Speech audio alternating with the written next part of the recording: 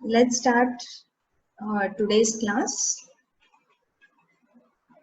In the last class, we started about 555 timer, and as I told you, 555 timer IC is a very versatile device, and they found it as one of the most useful integrated circuit. It was discovered in the year 1971 by the Signetics Corporation, and the initials of the corporation is SE or NE, and they named it 555. I told you for a reason, for a simple fact that it had three 5 kilo ohm resistors making a potential divider circuit. So this 555 timer is a very useful device.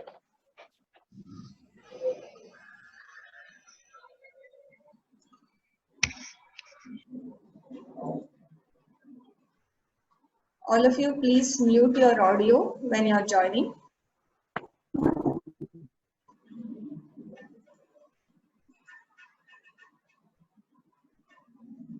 Yeah. So this 555 timer IC is, I told you, very rightly known as the IC time machine. It's a very useful integrated circuit so far.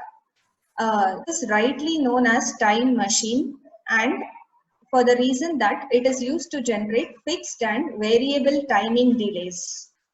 And I told you, other than the op-amp, this is considered as one of the best integrated circuit to be discovered so far. It was considered so very useful in almost all applications. So as we said, it provided circuit designers and hobby tinkerers with a cheap, stable and user-friendly alternative to create fixed timing delays by using astable and monostable applications. Anyway, we'll be studying about these applications. I was telling you about the pinout and package. It is available in a variety of packages like a metal can. The circular one is a T package or a metal can, and this one can be a V package or DIP, dual inline package, which you see in your logic design or digital electronic labs. So this is that kind of package, like the op-amp which you use in the lab. It is similar to that. An 8-pin IC, as the pin numbers are shown. So pin 1 is ground and pin 8 is VCC, easy for you to remember. Pin 2 is the trigger input, where we connect an external trigger which can either be a negative going pulse or a square wave. So we'll connect either a negative going pulse or a square wave as the trigger input. Pin 3 is where you measure the output. Pin 4 is called the reset pin. It mainly helps to bring down the output to 0. Say the output is in its timing cycle in logic 1. It can suddenly bring the output to 0 in between its timing cycle. Say we have designed a circuit to give the output voltage for as 1 for a time period of 10 milliseconds. But due to some reason, I want to shut down, forcibly shut down. It should not remain high for 10 milliseconds. Somewhere after 4 milliseconds, you want it to shut down. Then you will make use of this reset pin. Okay. So the reset pin is mainly used to suddenly bring down the output of the timer from 1 to 0 in between its timing cycle. Then pin 5 is known as the control voltage pin. The main advantage of this pin is, instead of taking the input internally generated voltage of 2 by 3 VCC, I don't know if you remember, the other day I had showed. Anyway, we'll be discussing it again. So there is an internally generated voltage level of 2 by 3 VCC which will be given to a comparator. If I don't want that voltage, if I want to change that voltage, I'll be connecting some external signal at this pin 5. So when you don't want the internally generated comparison voltage, then you will connect an external voltage at pin 5. But if the internally generated voltage is sufficient for you, Then you can just connect a capacitor from pin 5 to ground. That capacitor value is 0.01 microfarad. So just understand, the name is actually indicating what function it does.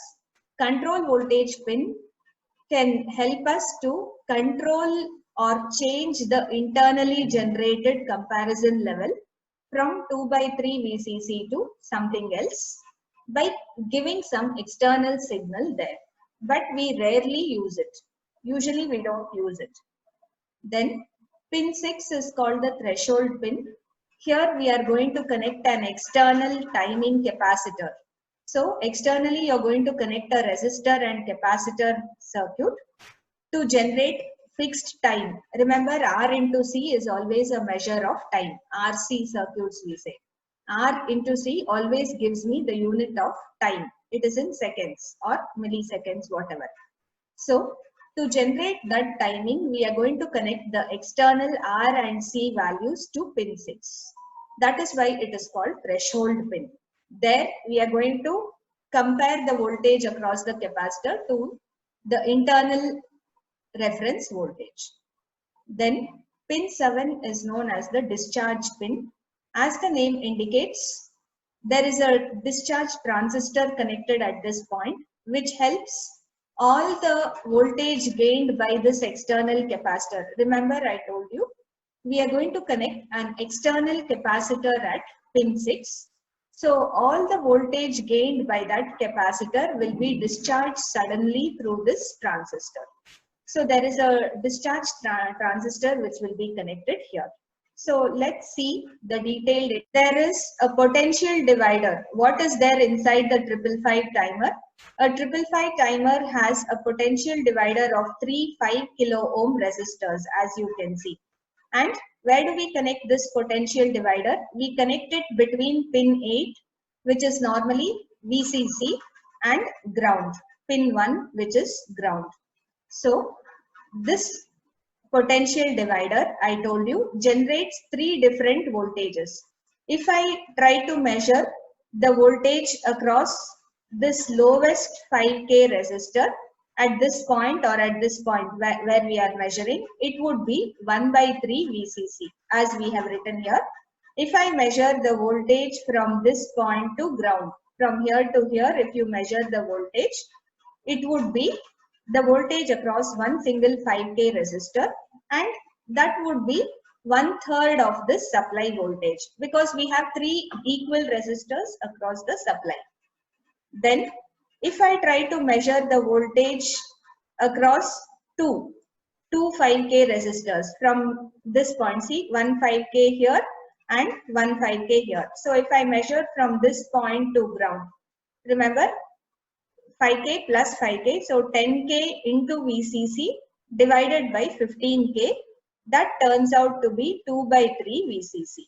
Okay, so the voltage drop across two 5K resistors will be 2/3 VCC. The voltage drop across single 5K resistor will be 1/3 VCC. And you can see these are the voltages which are internally generated as comparison voltages. And we are going to connect these voltages to 2 comparators. We have a lower comparator and an upper comparator. The single 5K voltage, the voltage across the lowest 5K resistor, which is 1/3 VCC, I am connecting it to the positive terminal of the lower comparator.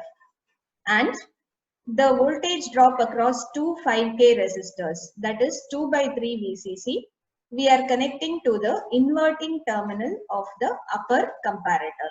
So please note down, these dots here indicate where the connection is. So you have an upper and a lower comparator. Please remember, comparators are those circuits which will give us output in one of the two states, plus VSAT or minus VSAT. And I told you the two states can be made variable. I can consider one state as logic 1 and the other state as logic 0. For example, plus VSAT can be considered as logic 1, minus VSAT can be considered as 0, or you can even bring it to 0 volts. So comparators will give you output as either 1 or 0. Now remember that. And out of the two inputs which have to be compared, one input we are internally generating using this 3 5K resistors. So for the upper comparator, the negative input is 2 by 3 VCC, drop across the 2 5K. And for the lower comparator, the positive input is 1 by 3 VCC, drop across the single 5K resistor. So these are internally generated and fixed. Now this 1 by 3 VCC we can't change, but this 2 by 3 VCC, if we want, for some applications we don't want this comparison level to be 2 by 3 VCC, then we can change it by connecting some voltage source at pin 5. You see the same thing, this point is available outside as pin 5. So if we want to change this comparison level from 2 by 3 VCC to something else, you connect an external voltage source there. And if you don't want it, you just connect a capacitance at this point, and that capacitance value is 0.01 microfarad. So this capacitance point is 0.01 microfarad. You will be connecting a capacitance at this point. Okay. Now, usually we put a capacitance here because we don't want to change this comparison level from 2 by 3 VCC. Next, we also have a flip-flop. I told you a control flip-flop it is called. It is an SR flip-flop or RS flip-flop, whatever you call it as. So the output of two comparators are fed to this RS flip-flop. And among the two outputs in the flip-flop, we consider the negated output Q bar. We'll be taking the negated output Q bar and we will connect that output to a transistor T1, which is also called as discharge transistor. This is called as discharge transistor. And we also connect the same point to a power amplifier, which will also invert. Remember, I told you power amplifiers are normally built using common emitter or common source transistor stages. So whenever you use a common emitter or common source circuit, it will always invert the input signal. So if I give an input signal which is 0 here, the output of this will be amplified in power, but it will also be inverted. It will surely amplify the signal. In terms of power, you get a higher power, but it will also invert. Please remember that. So here, this stage will amplify power as well as invert and give us the final output, which we are going to measure at pin 3. Okay. So the final output is measured at pin 3. Next, we have another transistor T2 here, which we use for reset operation. I told you reset is needed whenever you want the output. Say the output was in high state. We had sent the output to high state and it will remain in this high state for some fixed duration. Say I wanted to remain in high state for 10 minutes, for example. Now, due to some factor, there is some shutdown in the process, or I want to forcibly shut down. I don't want the output to remain in high state for 10 minutes. Then what we do? We give a 0 value, that is either ground this reset point or connect it to a negative pulse, a low going pulse. You either give a negative going pulse or 0. Then you can suddenly switch on this transistor T2, and if this transistor T2 is on, it will conduct. You see the emitter of transistor T2 is connected to a positive reference voltage. So this transistor T2 will conduct and this reference voltage will be available. It will send a current in this path. So remember, for output to be 1, the value here should have been 0, right? 0 means no current. But because this transistor is on and it is conducting, this Vref will send a current and it will bring this voltage to the value of Vref or logic high. So if it was 0 initially, all of you please mute your audios.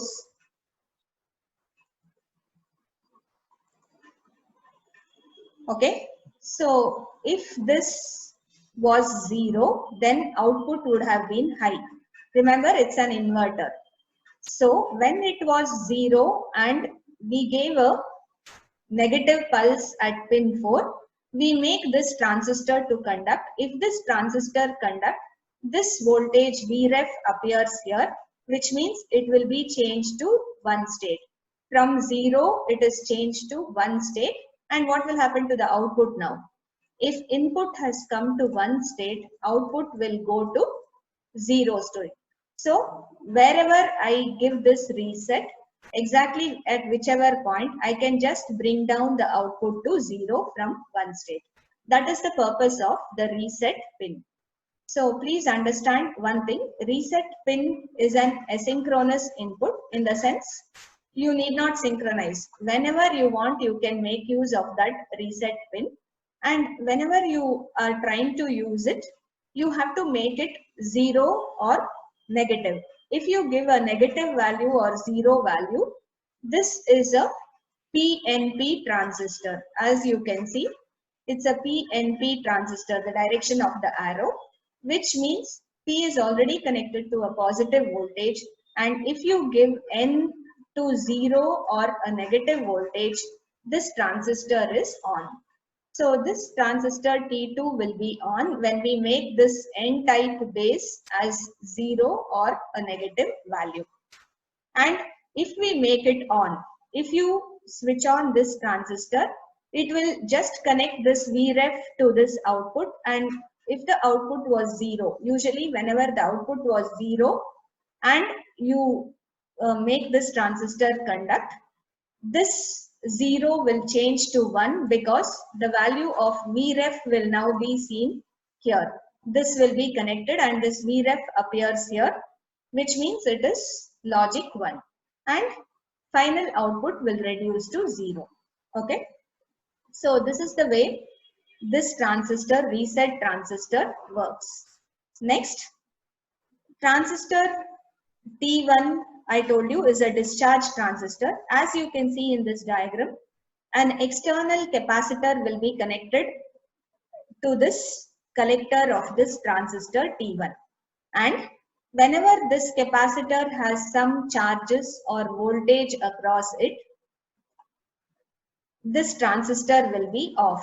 So whenever the capacitor is charging, it will charge from this path, from VCC via this resistor RA through this capacitor to ground. So the capacitor will be charging in this direction towards this voltage VCC. Whenever it is charging, this transistor is off.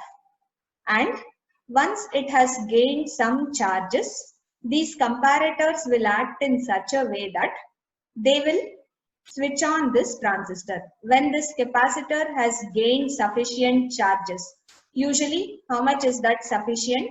It is 2/3 VCC. I'll show you this in detail here.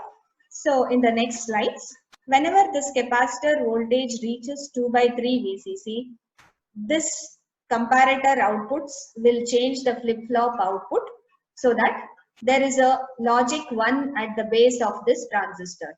Can you tell me what type of transistor this one is? T1. What type of transistor is T1? Yes? Please answer. T1 is a NPN transistor. So if you want an NPN transistor to conduct, what should be the voltage at its base? If you want an NPN transistor to conduct, the voltage at its base should be VCC or logic 1. So please understand, logic 1 is VCC. Okay. So if the output at the base comes to logic 1, then automatically this transistor starts conducting. This transistor T1 starts conducting. And if a transistor is conducting, it is like there is a short circuit between the collector and emitter. You can see the emitter is connected to ground and the collector is connected to this capacitor C. So what will happen now? All the charges gained by this capacitor will be discharged through this transistor to ground. So whenever this transistor T1 is on, all capacitor charges, it will find a path to discharge. It will come through this. This is a low resistance. Transistor will act like a very low resistance when it is on. That is, between collector and emitter, it's like there is a short.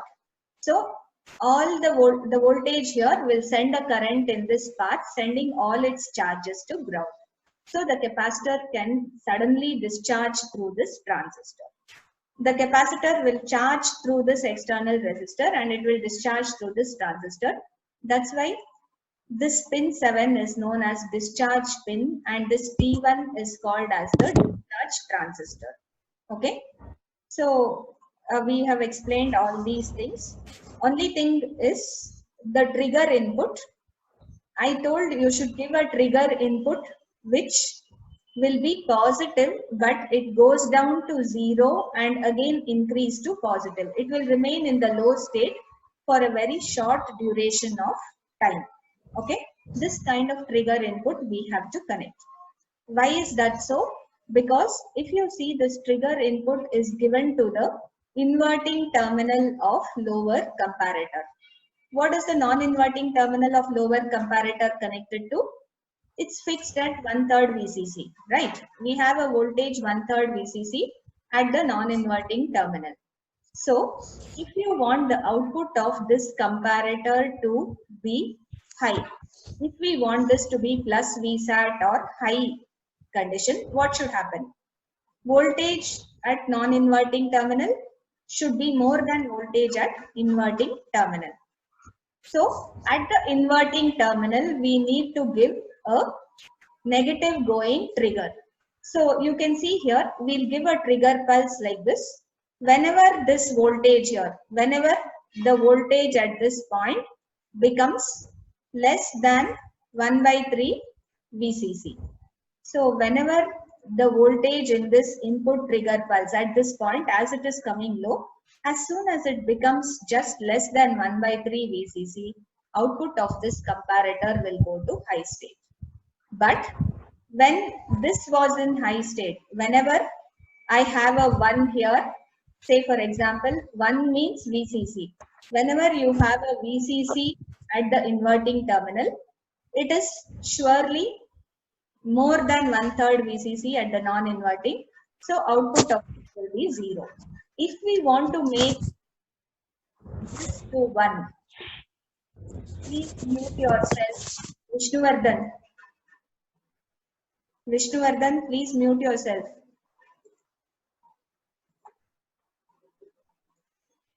Okay. If at all you want to bring the output of this lower comparator to logic 1 or high state, then you should give a trigger pulse which will go below 1/3 VCC at this pin 2. So this is called pin 2, the input trigger. At the input trigger, if you give a pulse which goes less than 1/3 VCC, it will make the output of this comparator 1. Otherwise, it will be 0. Okay. So please remember, these are the various pins and the various connections. And as you can see here, this pin 6 or the threshold pin is also connected to this capacitor C. So whatever is the voltage across this capacitor VC, that will appear as the input to the positive terminal of the upper comparator. Negative terminal of upper comparator is 2/3 VCC. Positive terminal of upper comparator will be the voltage across this capacitor. That capacitor voltage will change as we will analyze later. Any doubts with this? So this is the basic internal block diagram of the 555 timer. Okay. The same thing, the various pins are explained in detail. I already told you what each pin means. Let's try to analyze the basic operation of this 555 timer. So here, instead of showing transistor T2, in some cases, they will directly connect this reset button. As you can see here, this reset button pin 4 can also be directly connected to the reset input of the clear input or reset input of the flip-flop. Remember, every flip-flop will have a reset or clear input, right? The bubbled input. Instead of having transistor T2, this transistor, you can also do this directly. Pin 4 can be connected here. So what happens if pin 4 is at 0? If we connect pin 4 to ground, this flip-flop will be reset. Output will become 0. Okay. And the comparators C1 and C2. C1 is the upper comparator. C2 is the lower comparator. Everything is shown here in this diagram to analyze the operation. So, as you can see, the first part is the voltage divider. Okay. So this is the voltage divider of 3 5 kilo ohm resistor connected between this point is VCC and this is ground. So here at 8 we'll connect VCC, here we'll connect ground. Next, this second part includes two comparators, upper and lower comparator. Each of the comparator will give a fixed internal voltage. To comparator C2 will give the voltage across this 5K resistor 1/3 VCC. To this comparator will give the voltage across these two resistors, which is 2/3 VCC. And then we have an RS flip-flop. As we can see, output of both the comparators are connected to R and S inputs of the flip-flop. This Q1 is the discharge transistor, and I showed you how it helps in discharging the voltages gained by the external capacitor. Pin 7 is called the discharge pin. So the voltages generated at these points, if you call it as VA and VB, we know pin 5 is called control voltage pin, pin 6 the threshold pin, pin 2 the trigger input, pin 4 reset, pin 8 VCC, pin 3 output, pin 1 ground. Let's analyze the working of these two comparators. What should be the voltages at pin 2 and pin 6? And if that voltage changes, what happens? So if the voltage at these points changes, what would be the R and S values and hence the final output? That also we'll see. So all of you have to remember this point is at 2/3 VCC, correct? Because 2 5K resistor voltages, and this point VB is at 1/3 VCC. Please see where it is connected. 1/3 VCC is connected to non-inverting terminal of C2. 2/3 VCC is connected to inverting terminal of C1. Okay. Now let us see what should be the voltages at pin 2 and pin 6 to get some different conditions for R and S. First, if V2, let me take the second column first, V2, the voltage here is less than 1/3 VCC. So the voltage at this terminal, okay, is less than 1/3 VCC. Here, V2 is this, V6 is the voltage at pin 6. Remember, for V2, we are going to connect an external trigger. I am going to apply a pulse here. And whenever that pulse voltage comes to what? Less than 1/3. See, it will start with VCC and it's a negative going pulse. It will reach 0. Whenever the voltage in this pulse becomes less than VCC by 3, that's what we are considering, that point. When it is less than VCC by 3, what happens to the output of this comparator? What would be the output of C2? The voltage at inverting terminal is less than the voltage at the non-inverting terminal. Non-inverting terminal is at 1/3 VCC and inverting terminal is less than 1/3 VCC. So what happens to the S value? S value becomes 1. Output of this comparator will reach positive saturation. Please remember, we'll consider plus VSAT as logic 1. Okay. So in this comparator C2, the external trigger input, when it goes just below 1/3 VCC, then the inverting terminal voltage becomes less than the non-inverting terminal voltage and the S output will be in high state or plus VSAT. Okay. Now let's see this comparator C1. We have a fixed voltage of 2/3 VCC given to inverting terminal of C1. So 2/3 VCC is there at the inverting terminal, and if the non-inverting terminal signal, this V6 is the signal given to the non-inverting terminal. If that voltage is less than the inverting terminal voltage, it is less than 2/3 VCC. Inverting is at 2/3. Remember, V6 will be connected. This is through an external capacitor. We will have a capacitor connected here. So if the charges gained by the capacitor or the voltage gained by the capacitor is less than 2/3 VCC, then what would be the output here of this comparator? Non-inverting terminal voltage is less than inverting terminal voltage. So this will be at minus VSAT, correct? Minus VSAT or 0. Okay. So whenever the voltage V6, which is the voltage across external capacitor, is less than 2/3 VCC, which is the voltage across the internally given to the inverting terminal. So output will go to negative saturation. Positive terminal voltage is less than negative terminal voltage. Output will be at minus VSAT. Minus VSAT is considered as logic 0 here. Okay. So minus VSAT is treated as logic 0. See, I don't know. I think it will log out. Please log in back. I want to just finish the basic explanation. Another 5-10 minutes, we'll just finish off this. Okay. All of you can enter your USNs after you log in again. So, I hope you understood this.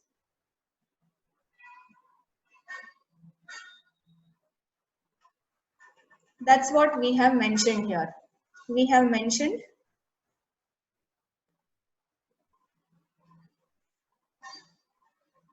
when V2 is less than 1/3 VCC like this, and when V6 is less than 2/3 VCC, R will be 0, S will be 1. That's what we have shown. And the next condition,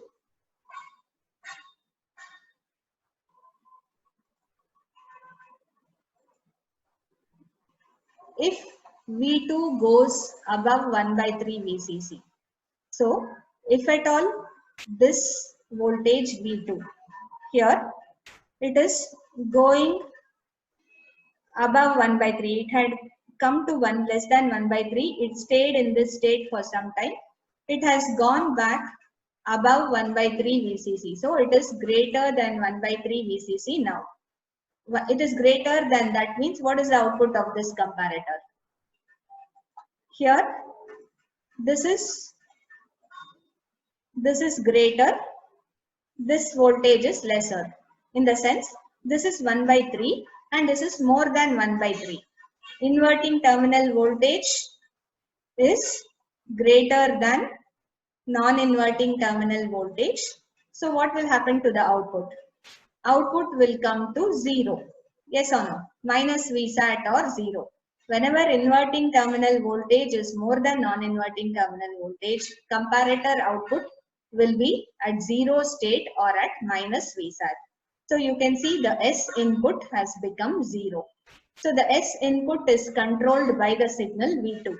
The voltage which we give at V2 is going to decide what is the value of S. and the value of R will be decided by the signal which we give at pin 6, the threshold pin.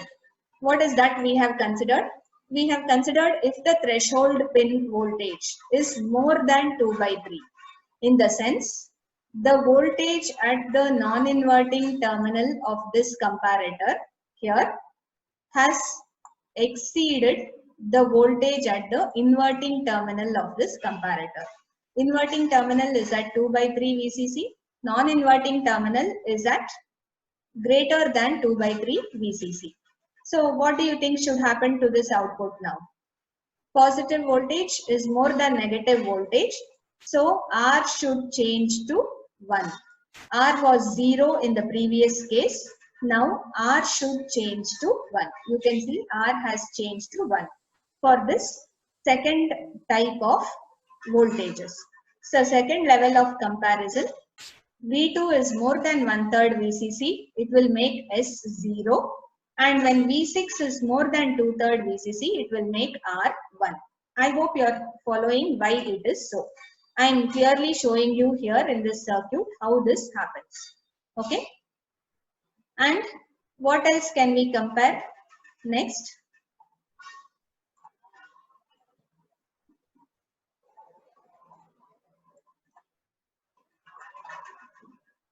The next condition, V2 is still more than 1 by 3 VCC. When it was more than 1 by 3 VCC here, what happened to S? S was at 0, right? Again here, this is V2 is more than 1 by 3, so S remains at 0. It is in the same case. That means here V minus is greater than V plus. Okay, so it is remaining in 0 state. And what is happening to V6? V6 has come to a value less than 2 by 3 VCC. So in this comparator, the positive terminal is at a voltage which is less than the negative terminal. V6 is less than 2 by 3 VCC, which is connected to V5, this terminal. So positive is less than negative means output is 0. And here also negative is more than positive, so output is 0. So you see both the S and R values in the flip-flop will be in 0, 0 state. Okay. And the last condition is whenever V6, the voltage at this non-inverting terminal of upper comparator becomes more than 2 by 3 VCC.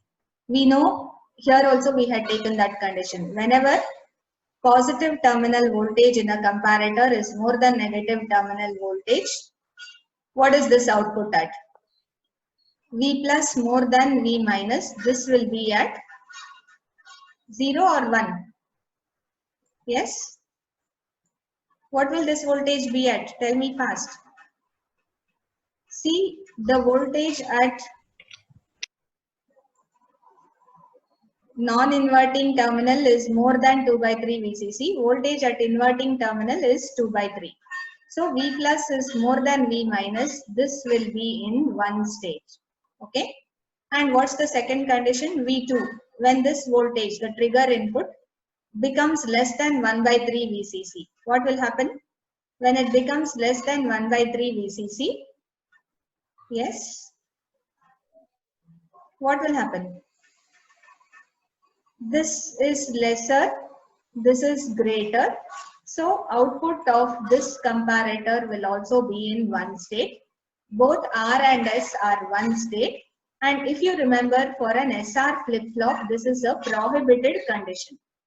In an SR flip-flop, both remaining high is a prohibited condition. Okay. So we'll see that.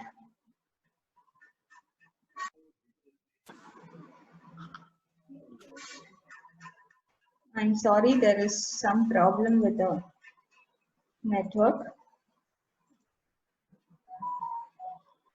Okay, are you able to hear me and see the screen? There was some problem with the network. Okay. Uh, Continue.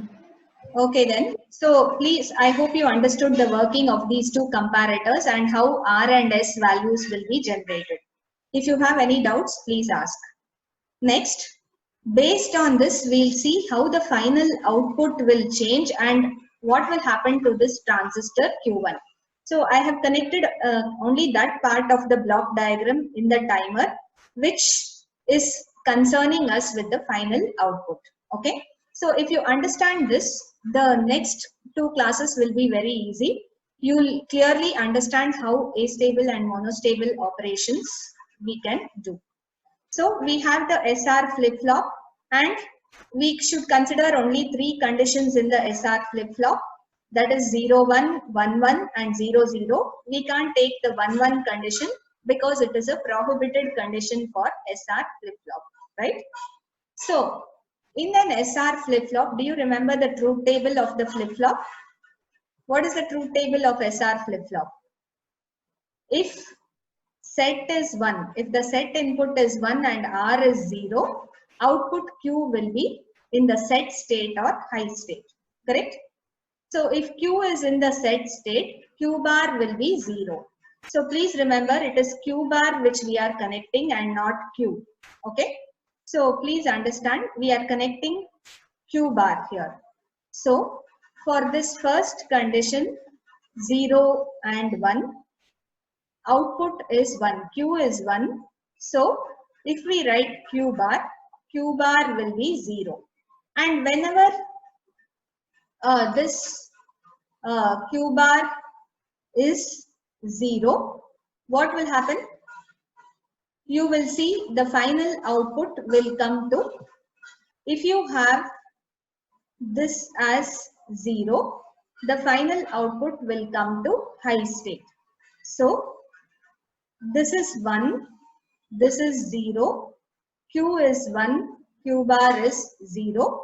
So this 0 comes here and final output will be in one state that we haven't shown anyway. And this transistor Q1, what happens to this transistor Q1 or T1? If there is a 0 connected here, this should be in off state, not on. Q1 will be in off state at this point, correct? Next, if, what's the second condition? If R is high and S is 0. So if the reset input is high, Q will come to 0 state. This Q will be 0, and if Q is 0,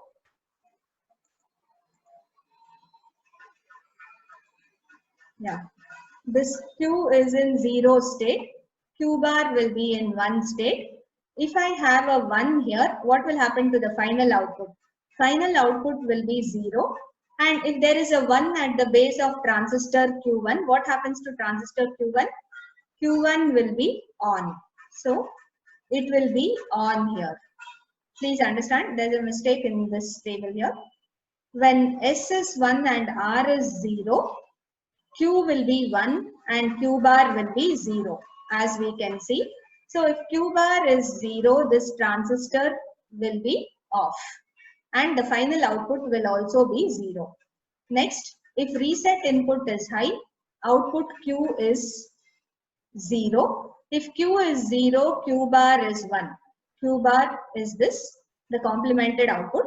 When this is 1, this transistor will turn on and the final output will be 0. If you have a 1 here, output will be 0. If you have a 0 here, output will be 1. Remember, it is power amplifier plus inverter. And what happens to both 0 condition? Both R and S are 0. What is the output? Output will remain in the previous state. We used to call this state as the previous state, correct? So if both inputs are 0, the output will remain in the previous state or the same state. If output was 1, it will remain in that state. If it was 0, it will remain in that state. So just understand here, we are just analyzing the truth table of the RS flip-flop. And according to that truth table, we are seeing what are the conditions that the transistor will be on and when will the transistor be off. Okay. So The same thing here is written with along with this comparison levels. Remember, when both were less than 1/3 and 2/3, V2 was less than 1/3 and V6 was less than 2/3, R and R would be 0, S would be 1. This condition we would get. In the previous table we had done this, right? So when will this value S become 1? Whenever I have a trigger input which goes less than 1/3 VCC, output of this second comparator C2 will become 1 and S input will be 1. But upper comparator capacitor voltage is less than 2/3, so upper comparator output remains at 0. So you get this condition 0, 1, and accordingly these two are the conditions. And this transistor Q1, again this is a mistake, transistor Q1 should be, here it should be on, here it should be off, correct? So based on the values of R and S, this is the condition. The final output will be complement of this Q bar. If Q bar is 0, final output will be 1. If Q bar is 1, final output is 0. So hope you understood this table and the basic operation. So please try to go home and read through this. If you remember these conditions well, it is easy for us to analyze the behavior of the circuits in the next class.